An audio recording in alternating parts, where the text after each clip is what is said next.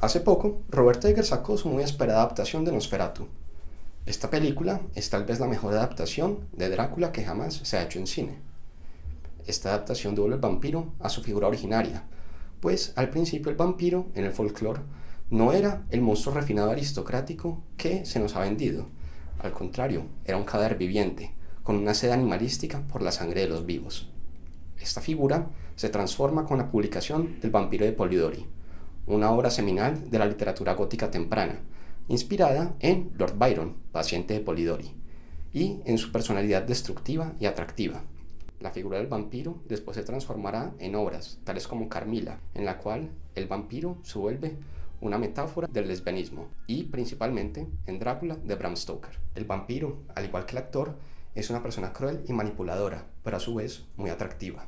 Drácula es un monstruo completo, cruel, arrogante y con un absoluto irrespeto por el resto de la humanidad, quien a duras penas logra disimular su monstruosidad con una fachada de perfectos modales aristocráticos. Sin embargo, esto no hace que el vampiro sea menos atractivo. Esta novela es una de las obras seminales de la literatura gótica, y ella trata muchos de los temas más centrales de este género.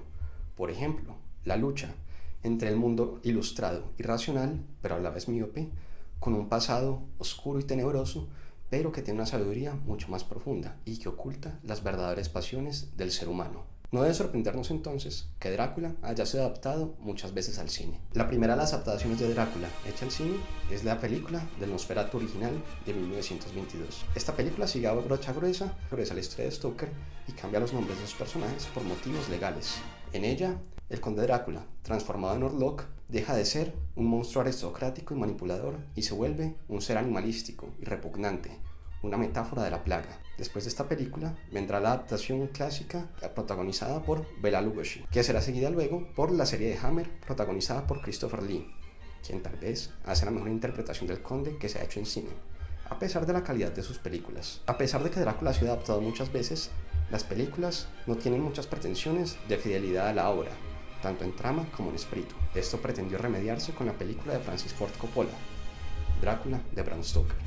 En principio, la película de Coppola se ciñe bastante a la trama de la novela de Stoker, además de que mantiene también su naturaleza epistolar. Además de esto, esta película está, indudablemente, filmada de una forma hermosa. Por ejemplo, las escenas del castillo de Drácula son antinaturales y espeluznantes. Sin embargo, cuando empezamos a ver los temas y el carácter de la obra y de sus personajes, vemos cómo esta película flaquea como adaptación. Esto queda en evidencia, sobre todo si la comparamos con la película de Eggers. Aunque Nosferatu es, en principio, una adaptación de la película de Murnau, esta película en realidad se ciñe mucho más a la temática y el carácter de la novela de Stoker. Mientras que la película de Coppola es una película de amor, la película de Eggers utiliza el amor como algo supeditado a una trama de terror gótico. En el Drácula de Coppola, el amor es una fuerza redentora que salva al vampiro. En cambio, en la película de Eggers, lo central no es el amor, sino es la lucha de la superstición contra la ciencia ilustrada y aquello que la ciencia ilustrada y el mundo de la sociedad victoriana intentan ocultar, ese lado oscuro y pasional, pero a la vez retorcido, que se oculta por fuera de los límites de la ilustración. Para comprender bien cómo falla la película de Coppola, es necesario analizar la caracterización que hace de los personajes principales, Drácula, Van Helsing, Mina y Jonathan Harker, y contrastarlo con cómo los caracteriza Eggers en su película. Comencemos con el gran enemigo de Drácula, Van Helsing. Abraham Van Helsing, el célebre cazador de vampiros, es un médico polímata, especializado en todas las ciencias positivas e ilustradas, que luego se vuelve un cazador de vampiros profesional. Desde hace años tiene la vista puesta en Drácula, y lo busca como su enemigo personal, como el gran objetivo de cualquier cazador de vampiros. Este es el personaje que nos presenta Anthony Hopkins. Sin embargo, a pesar de lo que no se nos ha vendido en la cultura popular, este no es el Van Helsing de Bram Stoker. Abraham Van Helsing es un experto en todas las ciencias ilustradas.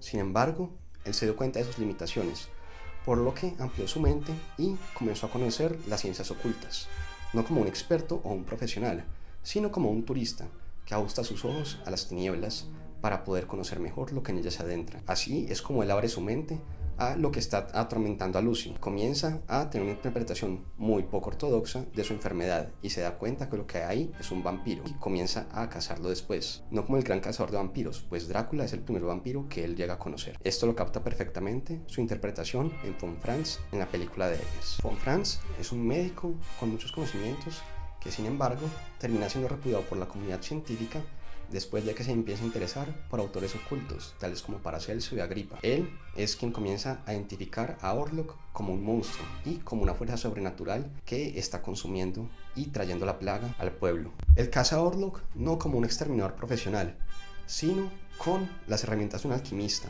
armado nada más de una gran erudición y de una fe inquebrantable. Esta miscaracterización de Van Helsing no es solamente el problema de un personaje en la película de Coppola, sino que es síntoma de un problema mucho más esencial, como la película de Coppola niega la oscuridad del fondo de la novela de Stoker. Esto es mucho más evidente cuando examinamos a los otros tres personajes principales, el conde, Mina y Jonathan, y la relación entre ellos. En la novela, Drácula es un completo monstruo, un puro apetito, un ser de la noche con un deseo de dominación muy aristocrático. Él quiere emigrar a Inglaterra, nada más porque Inglaterra es un mundo mucho más ilustrado y por ende ignorante de su naturaleza. Por ende, ahí él puede expandir su campo de acción. Por esto que él quiere dominar a Jonathan, pues Jonathan es un representante de este mundo y este deseo a su vez se transmite a Mina una vez el conde emigra a Inglaterra y comienza a ser perseguido por Jonathan, Van Helsing, Mina y los demás. En el Drácula de la novela no hay amor, solo hay apetito.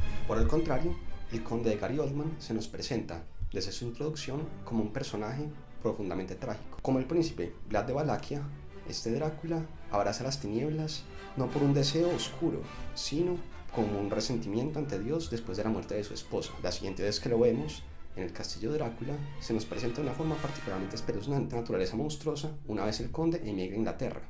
Y él encuentra a Mina, en quien busca la reencarnación de su amor perdido. Este es un Drácula que se mueve principalmente por la pérdida y un deseo de amor y de redención. Mina no tarda en ser seducida por el vampiro, y aunque la película intenta pintar esto como si ella tuviera un lado oscuro que la atrae, en realidad este deseo es muy natural, pues el conde es un hombre atractivo, de cabello largo y buenos modales, quien la ama profundamente. Por el contrario, su amante y prometido, Jonathan Harker, se nos presenta como un pobre pendejo, quien pierde todo el fuego y pasión que lo motivan en la novela original. La película termina simplificando radicalmente al personaje de Drácula y lo motiva por sentimientos de pérdida y amor, removiendo así la oscuridad que está en el corazón de la obra. En lugar de enamorarse de un monstruo, Mina termina sucumbiendo ante un hombre atormentado por sentimientos de pérdida y amor, que puede ser redimido finalmente. Este no es el caso del Nosferatu de Eggers. Al igual que en la película de Coppola, el vampiro siente una fijación particular por la protagonista, en este caso llamada Ellen. Sin embargo,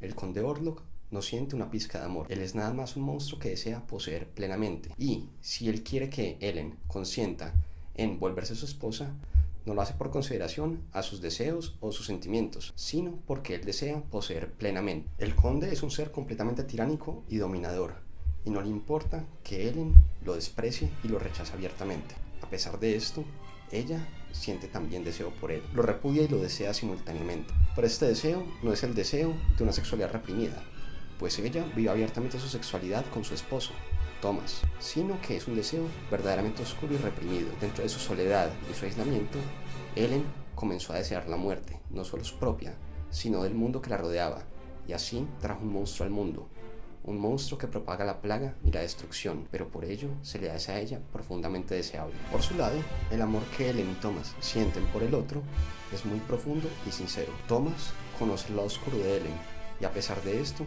la acepta y la apoya, y Ellen está dispuesta a darlo todo, inclusive su propia vida, por el hombre que ella ama. Este vínculo es lo que hace que Orlok desee no solo destruir a Thomas, sino humillarlo y emascularlo completamente. Las escenas entre ambos son mucho más reminiscentes de una violación y una relación abusiva que nada más el de dos rivales amorosos. Esto a su vez lleva a que Thomas termine asociando a Ellen con el conde y le cause cierta repulsión, pero no por esto deja de amarla. No hay duda que Drácula, de Bram Stoker, la película de Francis Ford Coppola, es una película espectacular. Los vestuarios son suntuosos, su dirección es ejemplar y su actuación, en algunos casos, es verdaderamente maravillosa. Sin embargo, a pesar de su título, esta película flaquea como adaptación, pues no logra captar el corazón de la obra. Por el contrario, Nosferatu, de Robert Eggers, a pesar de ser nominalmente una adaptación de la película de Murnau, es en realidad la mejor adaptación que jamás se ha hecho de Drácula. Esta película logra desplegar el corazón gótico y tenebroso